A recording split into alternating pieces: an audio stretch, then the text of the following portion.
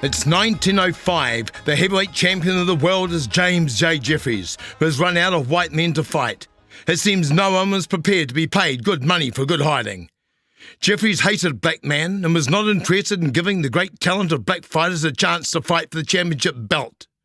And there was some great talent at that time: Joe Jeanette, Sam McGhie, Harry Wills, Sam Langford, and perhaps the greatest of them all, Jack Johnson. These men had no choice but to scrap amongst themselves, and scrap they did, sometimes to the finish, sometimes over 53-minute rounds. Yes, 53-minute rounds. Then repeat that marathon event the following week in the next city to sold-out crowds to rapturous applause. These fighters deserve their place in boxing history. They were honourable men who gave their all for a pittance to make a meagre living in tough towns with tough promoters who knew how to get blood out of a stone. James J. Jeffries had made a small fortune out of the fistic trade and intended retiring with his pugilistic pennies to an alfalfa farm, and the greatest prize in sport was now up for grabs. The two contenders for the title had not even fought Jeffries, but as he said, these are the pick of the white bunch. Jack Root, his only claim to fame was as the first light heavyweight champion of the world. His opponent, Marvellous Hart, had dethroned him for that title and held a dubious decision over Jack Johnson. I think they call that daylight robbery, but the decision stood in the record books anyway. The fighting men of the day were most interested in the changing of the guard and objected to the legality of Jeffries handling his championship belt over in such a manner and promoting himself as referee for the event. The Boxing Council pressed their point in writing and strong language, but Jeffries bounced back with "These are my cards and I'll shuffle them any way I choose, and that's the end of it." And so it was. The fight took place on the 3rd of July 1905 in Rio, Nevada. Marvin Hart knocked Jack Root out in 12 rounds and by all accounts was the new heavyweight champion of the world. Marvin Hart might have held the belt, but the crowd didn't hold him. They still held a torch for Jeffries and believed him to be champion. But sitting in the wings, and not too patiently, was Noah Bruzo, who had changed his name to Tommy Burns so his mum wouldn't find out about his chosen profession.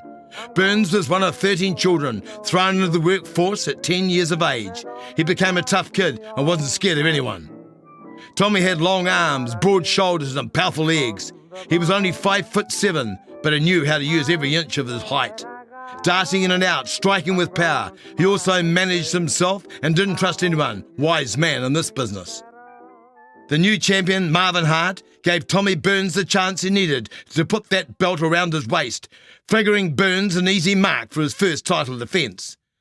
The bookies thought so too, with odds on Hart to win, 7-1. Tommy Burns was used to being the underdog, and wee Tommy believed in himself and placed half his purse on himself to win. The fight took place in LA on 23rd February 1906. On that night, Tommy Burns gave Marvin Hart a boxing lesson and took a 20-round decision, and the belt fitted very nicely. Thank you. Burns was to become a fighting champion, taking his title around the world: France, England, Ireland, Australia, and even gave exhibitions in my hometown, Wellington, New Zealand. When Tommy Burns was fighting in Ireland, he asked the chef at the hotel to have supper on the night of the fight at 8:30. "But sir," the waiter said, "your fight starts at 8 o'clock. "Yes," said Burns, "it's 10 minutes to the arena, 10 minutes to dispose of this Irish fellow, and 10 minutes home again." And folks, that's exactly what happened. Forever the optimist, a man of his word, Tommy Burns. Tommy Burns was also invited to fight at the prestigious National Sporting Club in England, where many battle royals have been fought. Such an invitation was an honour. Tommy's reply stopped them in their tracks by demanding all monies were to be paid up front, including travel and accommodation. Now, to an English gentleman, this was an insult. They were not impressed with the Yank and told the heavyweight champion of the world in finest English language what Mr. Burns could do with his artistic talent. But Tommy Burns stuck to his fists and wouldn't budge an inch. Reluctantly, they relented and paid up front.